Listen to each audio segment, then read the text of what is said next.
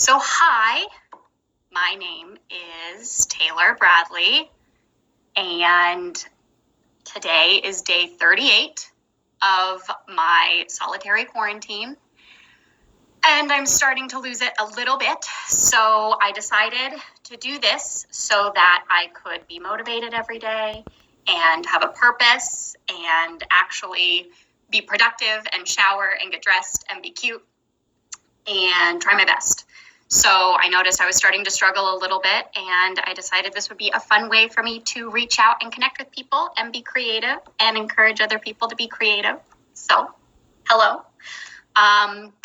So feel free to ask questions in the chat box while I'm reading, and I will address as many questions as time permits.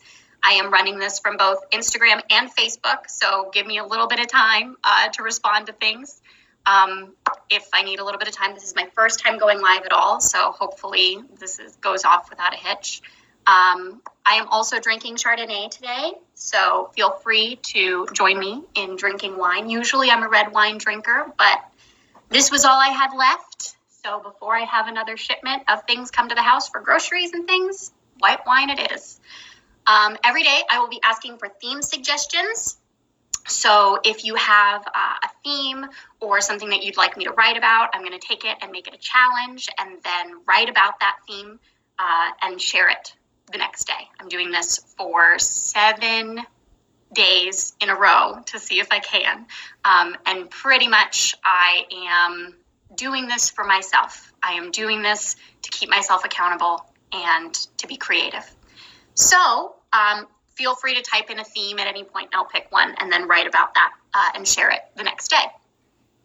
I will also share some of my ongoing art projects that I've been working on. I have this very, very beautiful typewriter that I was given as a Christmas gift, and I love it so much. I can't even explain how much I love this thing.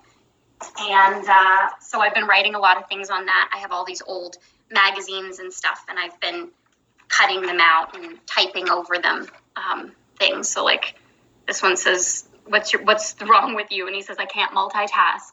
And it's funny and just things like that. I've also been writing over some old kind of feminist ads and kind of reclaiming the conversation, if you will. So like this one is about silverware, and it's very like all about romance and getting married and all these things. And I write about how you can just celebrate being yourself and then no one has to buy you silverware. So just fun things like that. Wayne, the theme, Wayne, that's a good theme. I have a lot to say about Wayne. I could write a whole thing about Wayne. Okay, so I'll kind of be asking questions and talking about things throughout, but I want to kick it off by reading a piece, because that's the whole reason that I'm here, is to read a piece. And I'm going to start with a brand new one. I wrote this, I want to say 2 weeks ago, but time means nothing anymore. So could be longer, could be shorter. And it's called Silence. I wrote it for an art share program that Megan Rubel invited me to be a part of. And I thought that it was timely.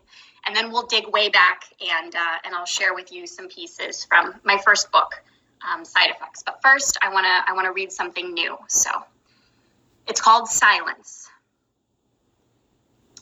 The air is uncharacteristically quiet. Neighborhoods with open windows echo the laughter and boredom of restless children. The fearful statistics and the round-the-clock news coverage in the homes of anyone over 60. The disappointing discussions of canceled plans for spring break and prom and graduation, piercing the stale bedroom air of every teenager. They've turned to memorizing trending choreography instead of feeling the weight of loss. It's uncomfortable to sit in, so we tune it out with the sounds of nothings. The world is operating at a low but constant hum, so afraid of what might happen if we were to actually stop. I've heard it said that we're all collectively grieving. Expectations, goals, the life we had built, the lives we were building, and most importantly, People. Our morgues are over capacity. Our hospitals are ripe with new death. Doctors who cannot offer comfort to those left behind. And we are unable to catch our breath, even though we've all finally stopped running. We're frightened of understanding what we've lost and discovering what we've yet to lose. But we all know the worst has yet to come. So we keep our music on, our televisions talking, and our social media photos up to date. The sound of notifications assuring us that we're still connected is the only thing that can lull us to sleep when the nights get too still. And that's okay. We can only wrap our arms so tightly around our own fearful frames before we collapse under the weight of deafening isolation. We wait, with bated breath, for the sounds outside our walls to begin again.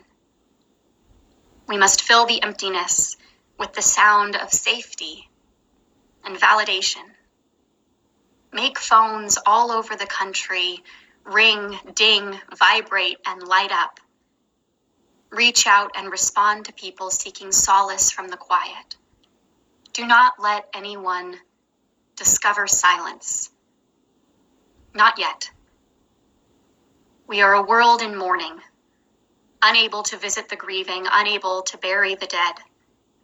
We must sing songs of love and laughter from our balconies, dance in our living rooms, applaud our heroes, type untold stories with fervor, releasing little clicks of escape and hope into the air. Listen to the sound of paintbrushes on canvas. Stream the music being released. The artists are hard at work, keeping the sounds of the world playing loud enough for everyone to hear. Listen to them. They will help fight off the silence too. So that's the first one. I wrote it because I noticed how hard artists were working. I work primarily in theater, and I'm a writer. So two things that obviously have padded my bank account. I'm just joking. I don't have any money.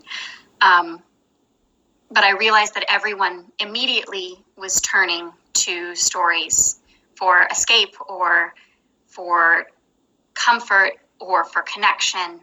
And I wanted to write something about that, that artists are trying to keep the world moving and keep us connected through the sounds that the artists make.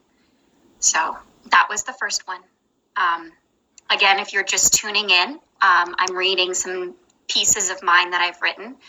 The first group of things today is going to be primarily from my book called Side Effects. This is the paperback version. Tomorrow, I think I'm going to focus on my second book, Withdrawals, which I'm using as a prop to keep my phone up. So I'll show you that later. And so please write if you have a theme that you want to recommend. I'm going to be writing a new piece every single day based on a theme that I choose. And we're also going to see how long I can keep my hair down because I've been wearing it consistently in a ponytail since this whole thing began. And I was like, I need an excuse to look cute and do my hair. So I did it and it looks cute, but like, God, I just want to get it off my neck. Okay, I'm going to try to keep it down. I'm going to try to keep it cute. Okay, the next piece I'm going to read is something called Understanding the Unforgivable. Now, I wrote this piece. It's actually a part of a play. I wrote a play called When the Lights Go Out. It takes place in the 1930s in the South. And this is a monologue actually from that piece, and I included it in the book because I really liked how it worked as a standalone piece. So it's called Understanding the Unforgivable. I'm going to do a little bit of a Southern accent, so forgive me if it's terrible, but I think it helps to build the tone of the whole thing. I met the devil once. He was so sweet to me. He smiled a lot, but it was nice. And right then I knew I was protected. I knew I was safe. I didn't even need to ask what he wanted because I knew he just wanted to talk. And I fell in love. He had dark brown hair and light green eyes. He smelled like Christmas. I wanted him to just pick me up and hold me in his pocket for as long as I could stand it. I've never understood why people don't like the devil. He gives you anything you want without any judgment, and he's always there, if you need him or not. He's quite a man. He's flawed, I guess, but that's why I like him. But I guess I hope there's something different. You know, everyone seems to have found this magical guy with the power to forgive, and somehow that's worth more than infinite understanding, unconditionally. I want to want something more than friendship with this man, but he's always there, even when God isn't. He understands, even the unforgivable. So that was a monologue. It was delivered by a character named May, and she was talking about this man who she was in love with. There were these two different men in her life, and one had been there for a really long time, and he was kind of a bad guy, but he supported her all the time. And then there was this new guy who came into her life and gave her all of these positive things and love, and she didn't feel like she deserved it, and she couldn't understand why it was happening. So she likened the relationship to God and the devil. And I thought it kind of worked as a standalone piece too, even out of context. Okay, I'm going to do one more little piece, and then I'm going to talk a little bit about some of the art projects that I've been working on. And if you guys have any questions, feel free to type in questions, and I will respond to the best of my ability. I am currently quarantined in New Orleans by myself, so it would be nice to talk to people beyond just me talking at you. So please feel free to ask questions, or I don't know, whatever you want. I'm here for it for the next 20 minutes. I'm here. So one more little piece. This is just one sentence long, and it's called Followers. I feel like everyone is so concerned with establishing their own corner of the internet, they forget to establish their own little corner of the world. And I think that I chose to share this one today because right now the world is our internet. So it's kind of timely in a sense that in trying to establish our own corner of the world right now, we are using the internet. Here I am trying to establish my own corner of the world in the internet. So just think it's funny how things change. Okay, so I'm going to take about 2 minutes and just show you some of the art projects that I've been working on, and then I'll go back and read some more. First, I'll show you this piece. This is one of my favorite pieces that I've done recently. And all of these things over here are all of the things that are in the back of her head while she's talking on the phone to who I imagine is her mother-in-law. And it says, like, I'm a terrible wife. I hate meatloaf. I fucking hate the name Linda. Pardon my French.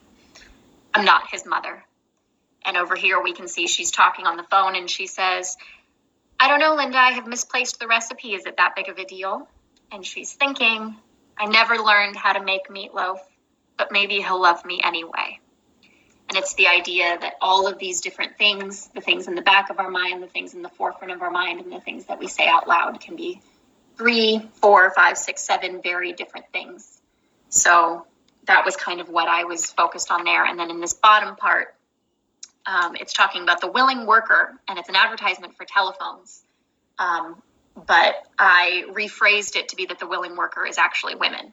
So it says, who could this wonder worker be? Why, a woman, of course. Night and day, this alert, efficient servant is always ready to serve you, and the cost is small. Even though increases in rates are still needed to catch up with past increases in cost, your little lady will continue to be a big bargain.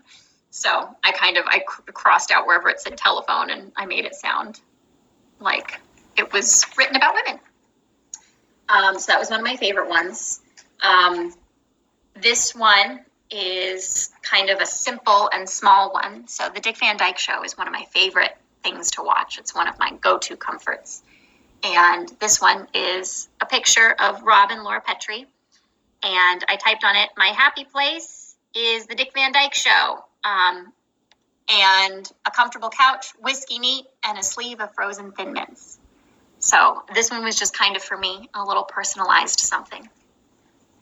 And I'll share one more piece, and then I'll go back to writing. I'll go back to sharing that.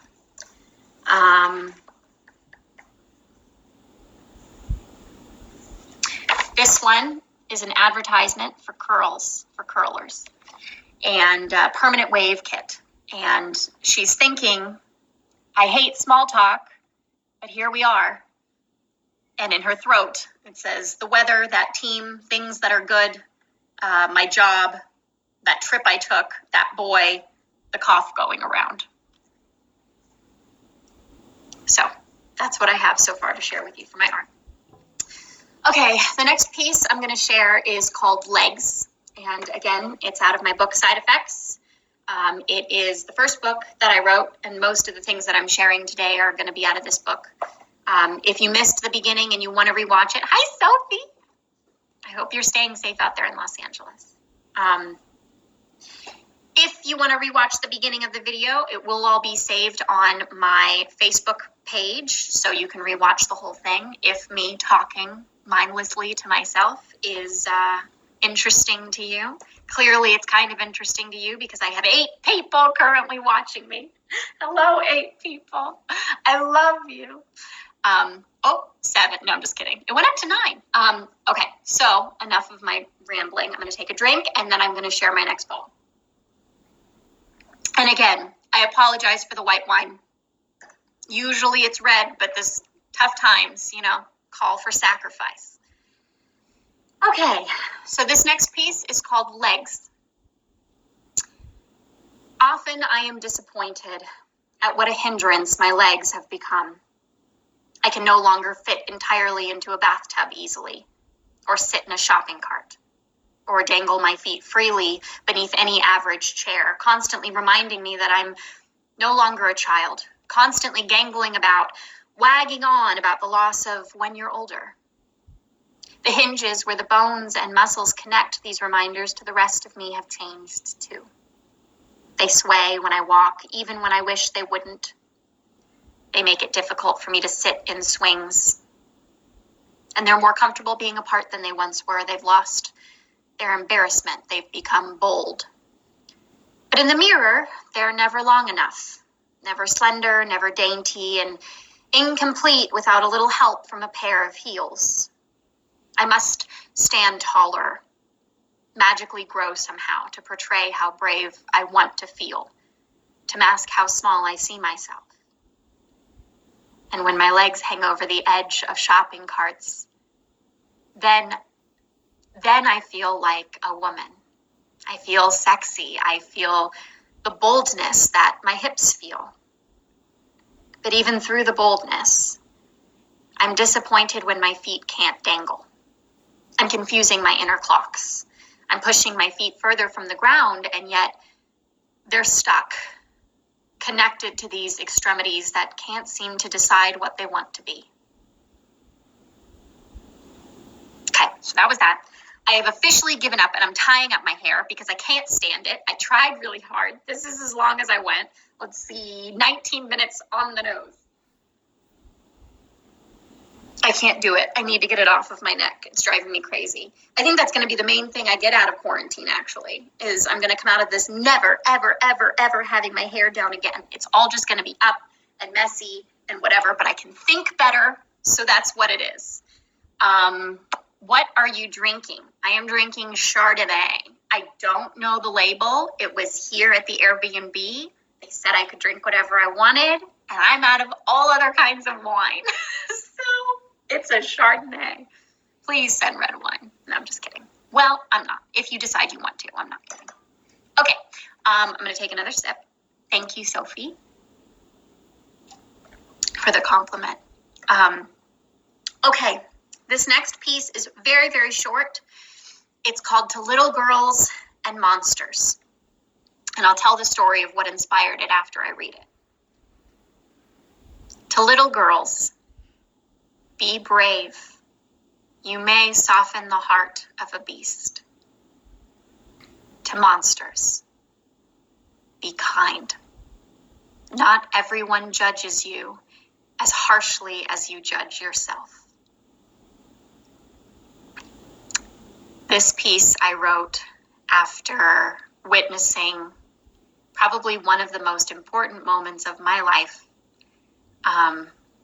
in how I see people. I was in Salem, Massachusetts for my birthday, which just happens to be the day before Halloween. And I saw this man in this giant, scary looking costume. He was wearing like this big skull. It was like an animal skull. And he had this big cloak on, and he looked terrifying. And he was walking around in Salem, where a lot of people dress up around Halloween. So he was not the only one dressed up. And this little girl with dark black hair in a bob was dressed as a princess. And I was sitting there eating a hot dog or something, and I saw this guy, and I was like, oh my gosh, he's terrifying. And this little girl walked over to him and just looked up at him with these big eyes. And he got down on the floor and kind of kneeled down next to her. And she was face to face with this big thing. And they just kind of looked at each other for a minute.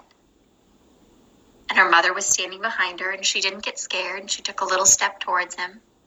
And they just kind of met eyes. And then she turned around and walked away. But the fact that she was able to get him down to that level, and that he took a moment and paused and was present with this little princess for a moment, it just warmed my heart. And it made me think about little girls in general and how their bravery in seeing beasts can sometimes soften them a little bit. And so it was just kind of this very tender, beautiful moment that I remember so clearly, and I'll never forget it. And so I wanted to write something kind of sharing my love for that moment and thanking the little girl for being brave enough to go up to the monster, and thanking the monster for meeting her at her level.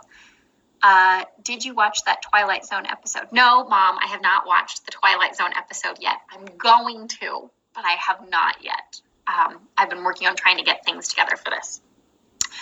But I will. I've been a little bit reluctant to watch Twilight Zone during all of this craziness because I watched Groundhog Day and I was like, I just feel weirder now. So we'll see.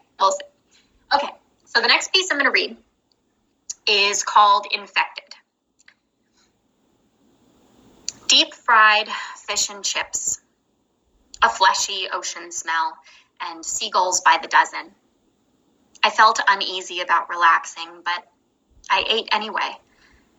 We talked mindlessly about shallow frustrations, dipping the tips of our fingers in tartar sauce along with the battered scallops. My mind was focused on the cut on my shin. It had been there a week now, and it wasn't healing right. It itched whenever I noticed it, and the scab was always peeling. I touched a pimple on my chin with my finger, hoping to press it deep enough into my skin that it would just disappear, but it just got warmer and more irritated, like me. Hands covered in pungent, sticky food product, chin inflamed and swollen, limping like an idiot, disgusted with myself. A sweaty, infected disease trying to look beautiful at the beach. A small bird tried to fly back to sea, away from the glass walls on the patio where we sat, not knowing why it couldn't leave.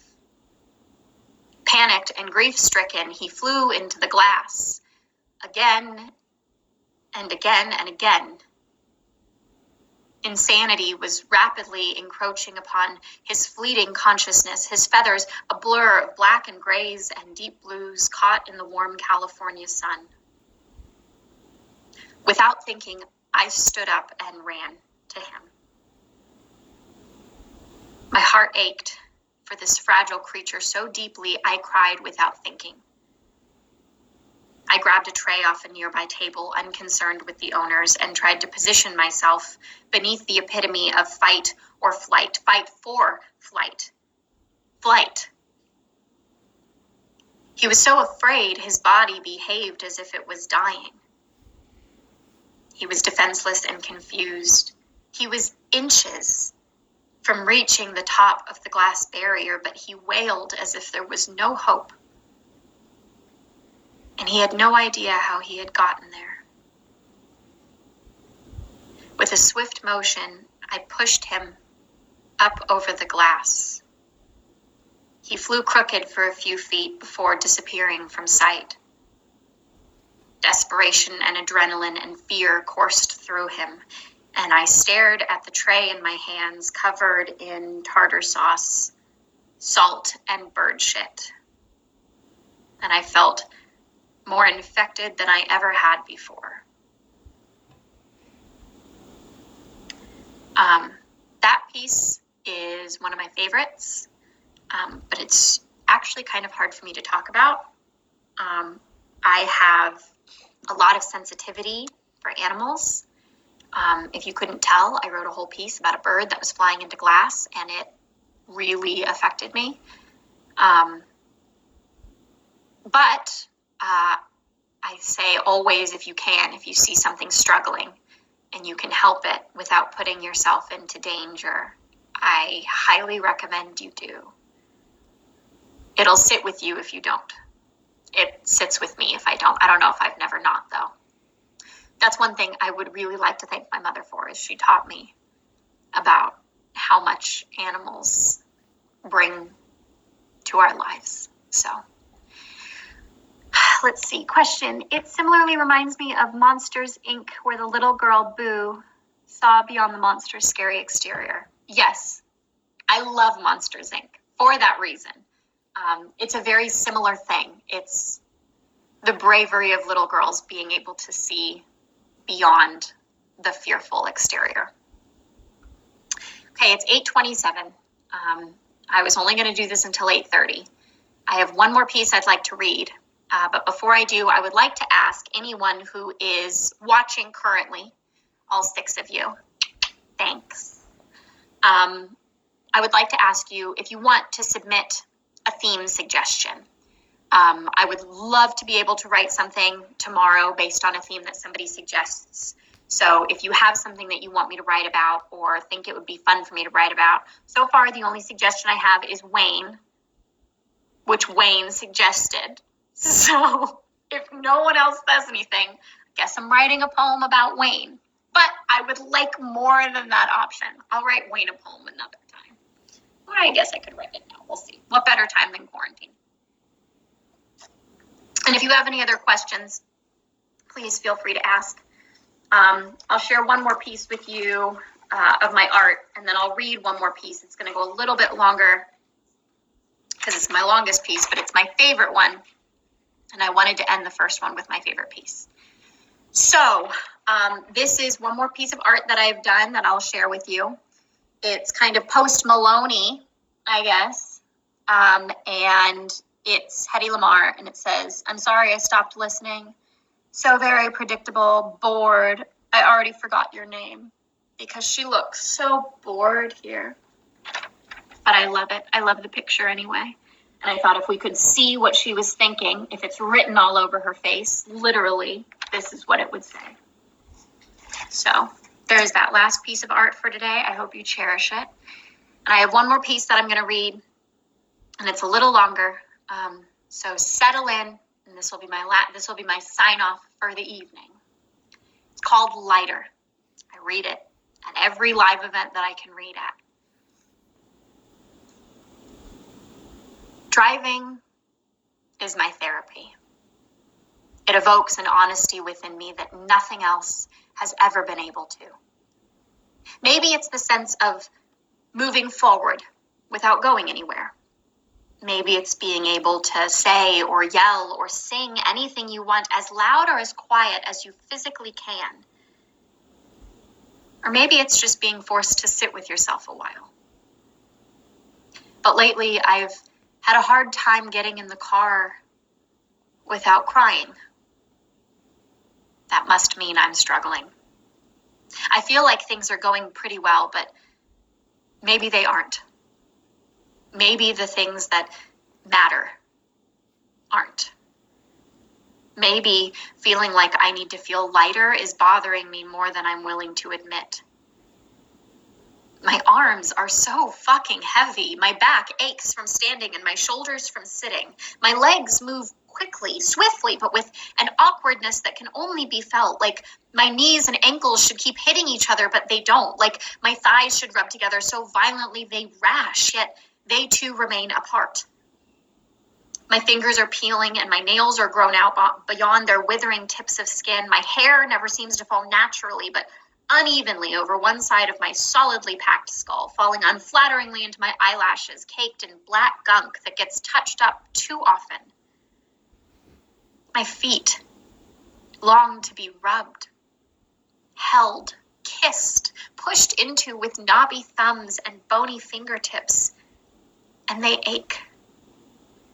I push them against each other when I try to sleep, caressing my own tired calves with the tops of my calloused, knobby toes, trying to push out the tension, the panic, so I can sleep a while. My toes are so used to pushing on pedals, pushing harder, until I reach 80, until I can't feel the road anymore, until I can't tell that I'm not going anywhere anymore, until I feel like stopping for gas, until I only feel like stopping for gas until I reach the other ocean. They're so used to that constant pushing that they feel unnatural in flat shoes. Only heels, please. Push me closer to the top shelf so I don't have to ask anyone for help, but they still ask. If I need assistance, they smile, so it seems sincere, but I know because I'm in a dress and my hair is tousled and my lips are shiny from whatever color I put on them to make me look less tired, and I'm in my trusty heels, I know they only ask because for some reason people are drawn to this horribly disgusting idea of beauty. And I buy whatever it was I wanted at whatever store that was, and I go to my car and I cry.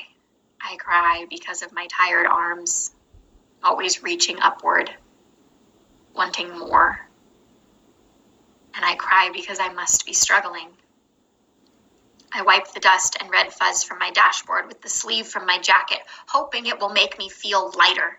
Because having something new in the car, this new bag full of something new, makes me feel heavy. And it starts to rain, and it gets all of the parts of my car that I cannot reach from inside, brushing the dust and dirt off for me, making me feel lighter. I get out, hoping it can get some of the parts of me I can't reach either. And I cry because I must be struggling. It does its best.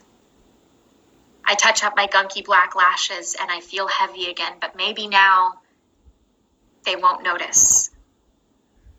And I think of my mother. I think of all the things that couldn't fit inside my little car that make me think of her, and I start to panic. There is far too much to carry and not enough to hold. And I drive, feeling my empty car except for this bag beside me and my clunky shoes on my feet that longed to be rubbed, and I cry because I must be struggling. I keep the windows down, letting the rain do whatever it feels it needs to, and I need to drink something. I buy another something and I drink it almost all at once, almost desperately, and I feel better, but I feel heavy. I consume and consume, keeping some odd worldly balance, but it pushes me into feeling full and fat, and I feel heavy, and I cry because I know I'm struggling. And crying doesn't make me feel lighter, it just makes me feel salty. Like my face is sunburnt and swollen from being in the sun, and dry from soaking in the ocean air, and thick with saltwater droplets that have dried on my cheeks and in my ears, and cling to every strand of my hair, making it impossible to detangle. And I feel heavy, and I want to drive as fast as I can, and I want to stop crying. And I want to throw all these stupid clunky shoes out my open windows, and I don't want to feel like I need to touch up my gunky black lashes, and I want to have more to hold. I don't want to be thirsty anymore, and I want someone to rub my feet, and I don't want to buy any more somethings. I don't want the attendant to ask me if I need help. I don't need help. And I want to have more to hold and much less to carry. And I want the rain to get all the spots I can't reach, even with these stupid shoes. And I want to feel lighter. Okay, that's it. That's all I have for you today. It's 8:35. I'm 5 minutes over my deadline. I will be back here tomorrow at the same time. Other themes we got: profound loss, connection. Okay. Although I'm curious to hear what you would write about the theme Wayne. We'll see. I'll pick one. Maybe I'll do Wayne anyway as a bonus. But I'll pick one and I'll share it tomorrow first thing. And tomorrow, I am also going to be reading from Withdrawals, which is my second book. And that's going to be my primary focus tomorrow. I also have more art to share with you and some pieces that I wrote, like typed out on my typewriter. And I'll be sending these to some people if you tune in. But thank you all for watching. I will see you tomorrow, same time, and send me theme options. All right, thank you guys.